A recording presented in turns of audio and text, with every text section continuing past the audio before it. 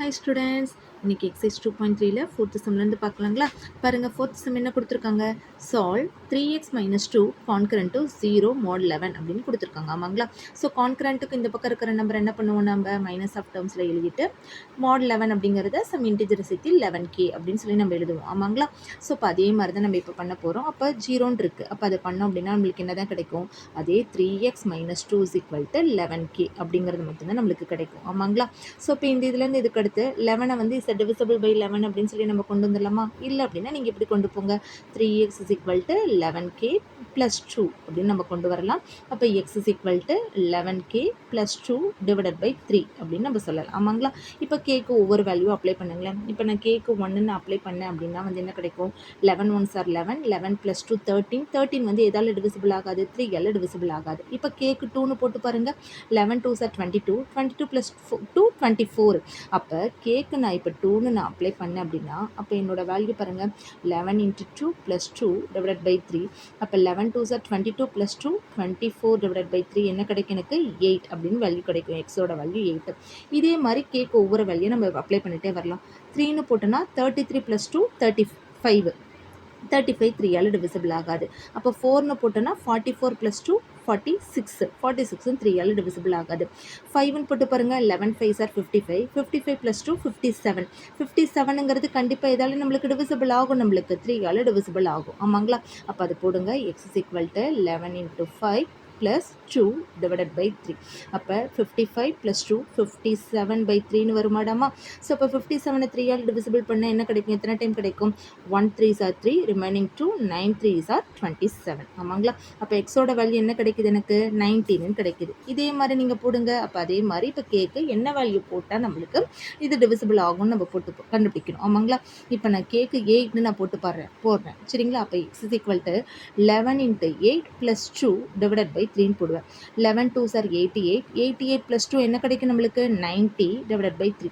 98 3ஆல் divide பண்ண எத்தனை time கிடைக்கும், நம்மளுக்கு 30 டைம் கிடைக்கும். ஆமாங்களா. இப்போ இதே மாதிரி நம்ம வேல்யூ அப்ளை பண்ணிகிட்டே போகலாமாடா கண்ணு. அப்போ நம்மளோட பாசிபிள் வேல்யூ என்னென்ன வருது நம்மளுக்கு, எக்ஸுக்கு 8 19 and 30 எக்ஸட்ரா இதே மாதிரி போய்கிட்டே இருக்கும். ஆமாங்களா. ஸோ இப்போ 4th சம் உங்களுக்கு புரிஞ்சுதுங்களா. அடுத்து 5th சம் போகலாங்களா.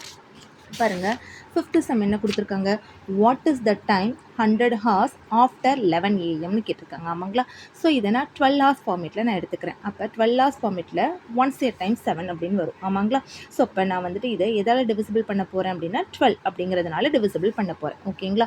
ஸோ அப்போ இதை நான் எப்படி எழுதலாம், 100 concurrent to x mod 12 அப்படின்னு நான் எடுத்துக்கிறேன். ஓகேங்களா. ஸோ இப்போ நான் இந்த மாடலை நான் எடுத்தேன் அப்படின்னா இது எப்படி எழுதுவேன், 100 minus x is equal to 12k அப்படின்னு எழுதுவேன். அதாவது k is a some integer, k is a some integer நான் எடுத்துக்கிட்டேன் நான். சரிங்களா. ஓகேங்களாடா கண்ணு, புரிஞ்சுதா. அப்போ இது அடுத்த ஸ்டெப்பில் என்ன எழுதுவீங்க, 100 minus x divided by 12 is equal to kன்னு எழுதுவேன். இப்போ எக்ஸுக்கு எந்த வேல்யூ நான் போட்டேன் அப்படின்னா எனக்கு 12ஆல் டிவிசிபிள் ஆகுது அப்படின்னு நம்ம கண்டுபிடிக்கணும். ஆமாங்களா. இப்போ எக்ஸுக்கு 1ன்னு போட்டு பாருங்களேன். அப்போ 100 minus 1 99ன்னு வரும். 99ங்கிறது 12 டேபிளில் வரலை. ஆமாங்களா. இப்போ எக்ஸுக்கு 2ன்னு போட்டு பாருங்கள், 100 minus 2ன்னு போட்டேன் அப்படின்னா வந்துட்டு 98 இந்த டேபிளில் வரல, எனக்கு 12 டேபிளில் வரல. இப்போ எக்ஸுக்கு 3ன்னு போடுங்க, 97ன்னு வரும். 97 12 டேபிளில் வருமா, வராது. ஓகேங்களா. இப்போ அதுக்கடுத்து எக்ஸுக்கு இப்போ 4ன்னு போட்டு பாருங்களேன்.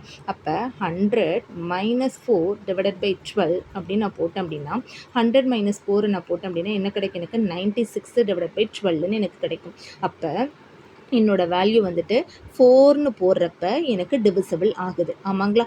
அப்போ எக்ஸோட வேல்யூ என்ன கண்ணா, நம்மளோட வேல்யூ 4. ஆமாங்களா. அப்போ நம்ம எப்படி எழுதலாம், நம்ம எக்ஸுங்கிறது 4, therefore x is 4 அப்படிங்கிறது தான் நம்மளோட கரெக்டான வேல்யூ. அதாவது is a least value which is minimum சொல்லலாம், விச் இஸ் மினிமம் அப்படின்னு நம்ம சொல்லலாம். ஆமாடா கண்ணு. ஸோ இப்போ இந்த இதில் வந்துட்டு அப்போ த டைம் என்ன நம்மளுக்கு கேட்டிருக்காங்க, ஆஃப்டர் அப்படின்னு கேட்டிருக்காங்க. அந்த time 10 hours after 100 hours after 7 AM. ஆமாங்களா. ஸோ இப்போ ஆஃப்டர் அப்படிங்கிறப்ப 7 ப்ளஸ் நம்ம என்ன வேல்யூ கண்டுபிடிச்சிருக்கோம், மினிமம் வேல்யூ 4ன்னு கண்டுபிடிச்சிருக்கோம். அப்போ 7 + 4 என்னமா நம்மளுக்கு கிடைக்கும், 11 AM அப்படிங்கிறது தான் கரெக்டான ஆன்சர். ஓகேங்களா, புரிஞ்சுதுங்களா? இப்போ இதே மாதிரி 15 hours பிஃபோர் 11 PMன்னு கொடுத்துருக்காங்க. அதே 12 hours ஃபார்மேட் தான் நான் எடுக்க போகிறேன். சரிங்களா, அப்போ இங்கே 15 hoursனு கொடுத்துருக்காங்க. அப்போ 15 கான்கரண்ட் டு எக்ஸ் மாட் 12 அப்படின்னு நான் எடுப்பேன். ஆமாம் வடமா? அப்போ இது எப்படி எழுதுவேன், 15 - x is equal to 12k, k is a some இன்டீஜர்னு போடுவேன். அப்போ மறுபடியும் இது எப்படி போடுவேன், 15 - x divided by 12 is equal to kன்னு போடுவேன். ஆமாங்களா, இப்போ இதே மாதிரி எக்ஸுக்கு ஒவ்வொரு வேல்யூ அப்ளை பண்ணுங்கள். 15 - 1 14 divided by 12 வராது. எக்ஸுக்கு 2ன்னு போட்டு பாருங்கள், 13 divided by 12 வராது. அப்போ எக்ஸுக்கு என்னன்னு போடலான்டா கண்ணு, நான் x equal to 3ன்னு போட்டு பாருங்கள். அப்போ 15 - 3 divided by 12 is equal to kனா, அப்போ 12/12ன்னு வருமாடா கண்ணா நம்மளுக்கு. அப்போ என்னால் என்ன பண்ண முடியும் அப்படின்னா இதை டிவைட் பண்ண முடியும். ஆமாங்களா, அப்போ என்னோட லீஸ்ட் வேல்யூ என்னம்மா, எக்ஸோட வேல்யூ என்னது நம்மளுக்கு 3 அப்படிங்கிறத என்னோட லீஸ்ட் வேல்யூ. ஆமாங்களா, அப்போ நான் போட்டேன் அப்படின்னா அப்போ எப்படி எழுதலாம் நம்ம, த டைம், அதாவது எக்ஸுங்கிறது எக்ஸஸ் 3 அப்படிங்கிறத ஃபைண்ட் அவுட் பண்ணிட்டீங்க. அப்போ த டைம் 15 hours பிஃபோர் என்னென்னு கொடுத்துருக்கோம் நம்ம, பிஃபோர் நம்மளுக்கு என்ன கொடுத்துருக்காங்க, 11 PMன்னு கொடுத்துருக்காங்க. ஆமாங்களா, அப்போ பிஃபோர் அப்படின்னா 11 - 3. அப்போ 11 - 3ன்னா என்னடா கண்ணா கிடைக்கும் நம்மளுக்கு, 8 o'clock அப்படின்னு கிடைக்கும் நம்மளுக்கு. அதாவது தட் இஸ் 8 PM அப்படிங்கிறது நம்மளோட கரெக்டான டைம். புரிஞ்சுதுங்களா? அப்போ ஆஃப்டர்னு பண்ணுறப்ப ஆட் பண்ணியிருக்கேன், பிஃபோர்னு பண்ணுறப்ப சப்ராக்ட் பண்ணியிருக்கேன். ஓகேங்களா, புரிஞ்சுதுங்களா? அடுத்து போகலாங்களா, பாருங்கள். Today is Tuesday, my uncle will come after 45 days, in which day my uncle will be coming. அதாவது அப்போ இன்றைக்கி டியூஸ்டே அப்படிங்கிறப்ப ஆஃப்டர் 45 days கழிச்சு என்னோட அங்கிள் வராங்க. அப்போ இப்போ விச் டே, எந்த டே வந்துட்டு என்ன அப்படின்னா வந்து மை அங்கிள் வந்து வருவாங்க அப்படின்னு சொல்லி நம்மளை கேட்குறாங்க. ஓகேங்களா, ஸோ அப்போ இதே மாதிரி நீங்கள் எழுதுங்க. அதாவது கான்கரண்ட் மாடல் எழுதுங்க. எப்படி எழுதுவீங்க, 45 கான்கரண்ட் டு எக்ஸ் மாட், இப்போ டேன்னு கொடுத்துருக்காங்க. ஆமாங்களா, அப்போ டேங்கிறதுனால நான் எதை எடுத்துக்கிறேன் அப்படின்னா வீக் கணக்குக்கு எடுத்துக்கிறேன். அப்போ வீக் ஹவு மெனி டேஸ் நம்மளுக்கு, 7 days. ஆமாங்களா, அப்போ இது எப்படி எழுதுவீங்க, 45 - x is equal to 7kன்னு எழுதுவேன். k is a some integer. ஆமாவாடா கண்ணு, k is a some integer. ஓகேவா, ஸோ இப்போ இது என்ன பண்ணுவேன், 45 - x divided by 7 is equal to k அப்படின்னு எழுதுவேன். ஆமாங்களா, இப்போ எக்ஸுக்கு அதே மாதிரி ஒவ்வொரு வேல்யூவாக அப்ளை பண்ணிவிட்டு ஏதாவது 7ஆல் டிவிசபிள் ஆகும் அப்படின்னு சொல்லி நான் கண்டுபிடிக்க போகிறேன். இப்போ எக்ஸுக்கு 1ன்னு சொல்லி போட்டு பாருங்கள். 45 - 1 என்ன வரும், 44. 44 எதால் டிவிசிபிள் ஆகாது, 7ஆல் டிவிசிபிள் ஆகாது. இப்போ எக்ஸ் இஸ் ஈக்குவல் டு 2ன்னு போட்டு பாருங்கள். 45 - 2 43. 43 எனக்கு டிவிசிபிள் ஆகாது. இப்போ எக்ஸ் இஸ் ஈக்குவல் டு 3ன்னு போட்டு பாருங்கள். அப்போ 45 - 3 divided by 7 is equal to k. அப்போ 42 divided by 7 வருமாடா கண்ணு. அப்போ என்னால் 42 7ஆல் டிவிசிபிள் பண்ண முடியும். எப்போ போடுறப்ப, எக்ஸுன்னு போடுறப்ப நம்மளுக்கு எதாக எனக்கு டிவிசிபிள் ஆகுது, எக்ஸுக்கு 3ன்னு போடுறப்ப. அப்போ நம்ம என்னன்னு சொல்லுவோம், 3 days ஆஃப்டர். அப்போ எக்ஸோட வேல்யூ என்னடா கண்ணு, therefore எக்ஸ் இஸ் 3. அப்போ 3 days after Tuesday my uncle will come. ஆமாவடமா, மை அங்கிள் வில் கம்மிங்னு சொல்லலாம். ஆமாங்களா, வில் பி கம்மிங் நான் சொல்லிட்டேன். இப்போ அந்த 3 days ஆஃப்டர் நம்மளுக்கு தெரியணுமா. அப்போ ஆஃப்டர் டியூஸ்டே என்ன வரும் நம்மளுக்கு, வெனஸ்டே, தேர்ஸ்டே, ஃப்ரைடே அப்படின்னு வரும். ஆமாங்களா, அப்போ ஆன் ஃப்ரைடே தான் என்னோட uncle, on Friday my uncle will be coming. புரிஞ்சுதுங்களா, 3 days ஆஃப்டர் அப்படின்னு போடுறப்ப தான் டியூஸ்டேன்னு இருக்குது. அப்போ வெனஸ்டே, தேர்ஸ்டே, ஃப்ரைடே தான் என்னோட அங்கிள் வில் பி கம்மிங். ஓகேங்களா, புரிஞ்சுதுங்களா? அடுத்த சம் போகலாங்களா, 8th சம் பாருங்கள். 8th சம் ரொம்ப easy. Prove that 2 power n plus 6 into 9 power n is always divisible by 7. அதாவது கொடுத்துருக்கிற கண்டிஷனை எனக்கு 7ஆல் டிவிசிபிள் ஆகுதுன்னு சொல்லிட்டு நான் ப்ரூஃப் பண்ணுமா. ஓகேங்களா, இப்போ நான் ப்ரூஃப் பண்ண போகிறேன் பாருங்கள். 2 power n plus 6 into 9 power n. ஓகேங்களா, ஸோ இப்போ இது என்ன பண்ண போகிறேன் அப்படின்னா, இப்போ n is equal to 1 apply பண்ணி பாருங்களேன். அப்போ 2 power 1 plus 6 into 9 power 1ன்னு வரும். அப்போ இது என்னென்னு வரும் நம்மளுக்கு, 2 plus 6 into 9. அப்போ 6 9s are என்னது நம்மளுக்கு, 6 9s are 54. 54 plus 2 என்னென்னு வரும் நம்மளுக்கு, 56ன்னு வரும். ஆமாங்களா, அப்போ 2 plus 54 is equal to 56. அப்போ 56ங்கிறது is divisible by 7 ஆமாங்களா? புரிஞ்சுதுங்களா? ஓகேவாடா கண்ணு? அதாவது first 2 power n + 6 × 9 power n இருக்கு. n = 1 அப்படிங்கிறப்ப n நான் 1ன்னு அப்ளை பண்ணி பார்க்குறேன். அப்போ 2 பவர் 1 + 6 × 9 பவர் 1ன்னு வரும். அப்போ எல்லாமே வேல்யூ நான் அப்ளை பண்ணேன்னா 6 9s are 54 + 2 56ங்கிறது எனக்கு டிவிசிபிள் பை 7 வருது. இப்போ எனக்கு n = 1க்கு எனக்கு ப்ரூவ் ஆகிடுச்சு. இப்போ n = kக்கு நான் ப்ரூவ் பண்ண போகிறேன். அப்போ இதே மாதிரி எழுதுங்க. 2 பவர் k + 6 × 9 பவர் k அப்படின்னு நம்ம எழுதுவோம். ஆமாங்களா? இப்போ இந்த டேர்மை எனக்கு எதால் டிவிசிபிள் ஆகணும்? 7ஆல் டிவிசிபிள் ஆகணும். ஆமாங்களா? அது 7 மல்டிபிள்ஸ் ஆஃப் டேர்ம் எதுவாக வேணால் இருக்கட்டும். நான் இப்போ நான் என்னென்னு எடுத்துக்கிறேன் அப்படின்னா 7m அப்படின்னு நான் சொல்லி எடுத்துக்கிறேன். mங்கிறது எனக்கு ஒரு இன்டீஜர் தான், பாசிட்டிவ் இன்டீஜர் நான் எடுத்துக்கிறேன் நான். ஓகேங்களா? ஸோ இப்போ எனக்கு டிவிசிபிள் ஆக இதை நான் இப்போ இப்படி எழுதலாம்னு வச்சுக்கோங்களேன். 6 × 9 power k = 7m - 2 power k அப்படின்னு நம்ம எழுதலாமாடா கண்ணு? சரிங்களா? ஸோ இப்போ இந்த எனக்கு ஒரு ஈக்குவேஷன் எனக்கு வந்திருக்கு. இப்போ n = kன்னு போகிறப்ப இந்த மாதிரி வந்துடுது. இப்போ n = k + 1ன்னு அப்ளை பண்ணி பார்க்குறேன். அப்போ போடுங்க இதே மாதிரி 2 பவர் k + 1 + 6 × 9 பவர் k + 1ன்னு எழுதலாம் நம்ம. ஆமாங்களா? ஸோ இப்போ நான் இப்படி எழுதுனேன் அப்படின்னா இது எப்படி எழுதுவேன்? 2 பவர் k + 1 + 6 × 9 பவர் k × 9ன்னு எழுதலாம். அதாவது பேஸ் சேமாக இருந்தால் பவரை ஆட் பண்ணலாம். அப்போ 9 பவர் 1ன்னு இருக்குது. இப்போ இதை மறுபடியும் எழுதுங்க. 2 பவர் k × 2 பவர் 1 + 6 × 9 பவர் கேவை நம்ம ஆல்ரெடி எப்படி எழுதியிருக்கோம்? 7m - 2 பவர் கேன்னு நான் எழுதியிருக்கேன். அம்மாவோட கண்ணு இன்ட்டு இங்கே வெளியில் இருக்கிற 9. இப்போ இதை உள்ள மல்டிபிள் பண்ணுங்கள். 2 power k × 2 + 7 9s are 9 7s are 63m - 9 × 2 power k அப்படின்னு வரும். ஆமாங்களா? இப்போ இதில் இருக்கிற பாசிட்டிவ் டேர்ம் அதாவது 63m நான் எடுத்துட்டேன் அப்படின்னா மீதி இருக்கிற -2 பவர் k, அதாவது இங்கேயும் 2 பவர் k இருக்குது, இங்கேயும் 2 பவர் k இருக்குது. ஸோ -2 பவர் k நான் வெளியில் எடுத்துட்டேன் அப்படின்னா இது +9ன்னு வரும், இது -2ன்னு வரும். ஆமாங்களாடாமா? அப்போ 63m -2 பவர் k × 7ன்னு வந்துருச்சு. 9 - 2. இப்போ மறுபடியும் இதில் காமனாக இதையும் 7 9s are அப்படின்னு எழுதலாம். ஆமாவிடாமா? அப்போ 7 9s are அப்படின்னு எழுதலாம். இது 2 பவர் k × 7.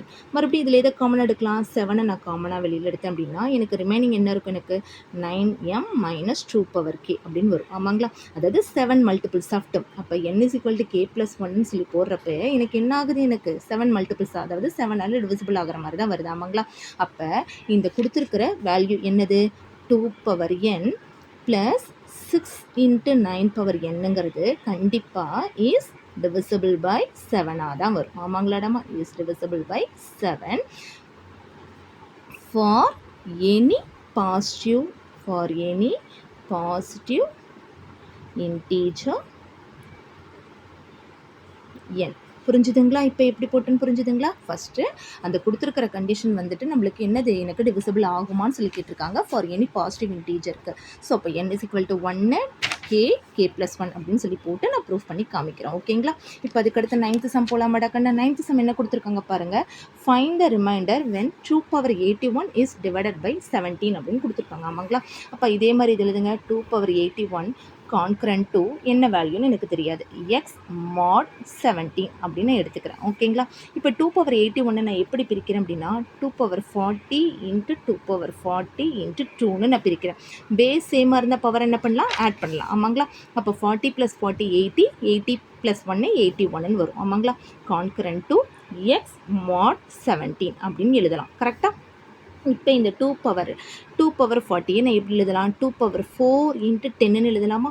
அப்போ அதே மாதிரி 2 பவர் 4 × 10 × 2ன்னு எழுதலாம். Concurrent to x mod 17. ஓகேங்களா?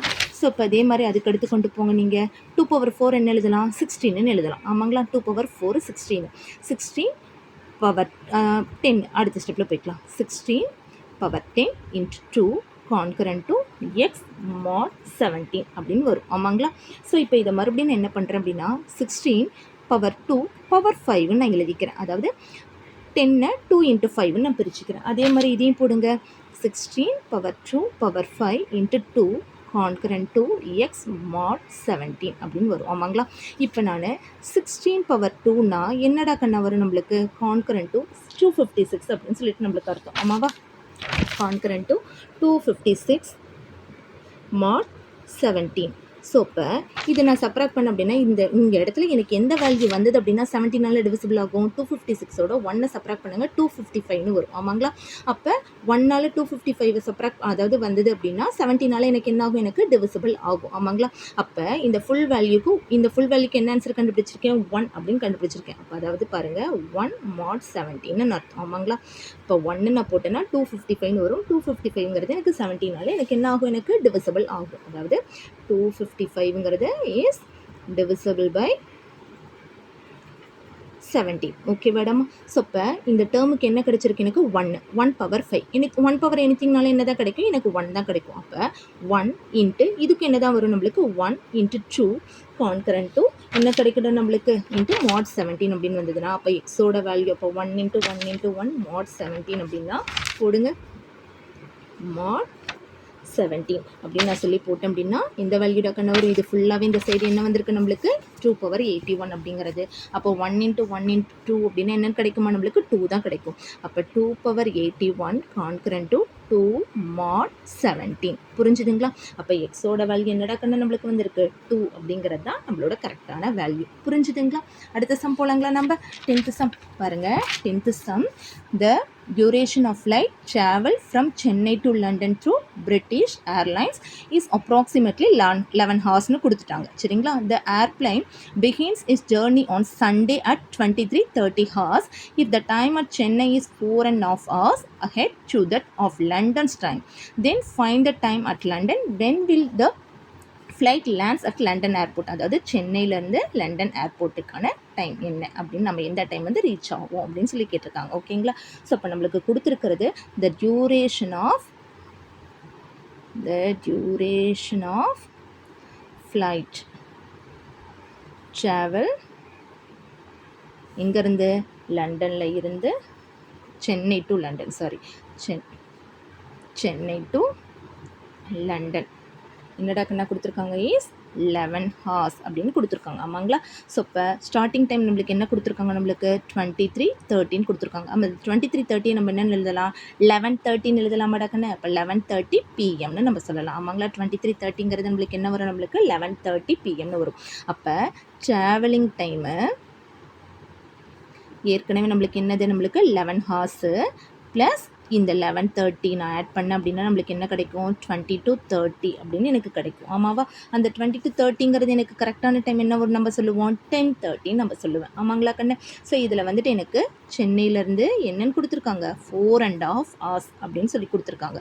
4.5 hours அஹெட்னு கொடுத்துருக்காங்க. ஆமாங்களா? ஸோ இப்போ 10:30 இருந்து 4.5 hours நான் சப்ராக்ட் பண்ணேன்னு வச்சுக்கோங்களேன். அப்போ என்ன கிடைக்கும், 10:30 4:30 சப்ராக்ட் பண்ணனா என்ன கிடைக்கும், எனக்கு 6ன்னு கிடைக்கும். ஆமாங்களா? அப்போ என்னோடய வேல்யூ என்னடாமா, எனக்கு 6 AM. அப்போ அட் 6 AM ஆன் மண்டே தான் நான் என்ன பண்ணுவேன், நான் அங்கே ரீச் லண்டன் ஏர்போர்ட்டை நான் என்ன பண்ணுவேன், நான் ரீச் பண்ணுவேன். The Monday the flight will reach at London airport. புரிஞ்சுதுங்களா? ஓகேவாடா கண்ணு, புரிஞ்சுதுங்களா? ஸோ இப்போ இன்றைக்கி 2.3 ஃபுல்லாக பார்த்துட்டோம். நாளைக்கு 2.4 நம்ம பார்க்கலாம். Thank you students.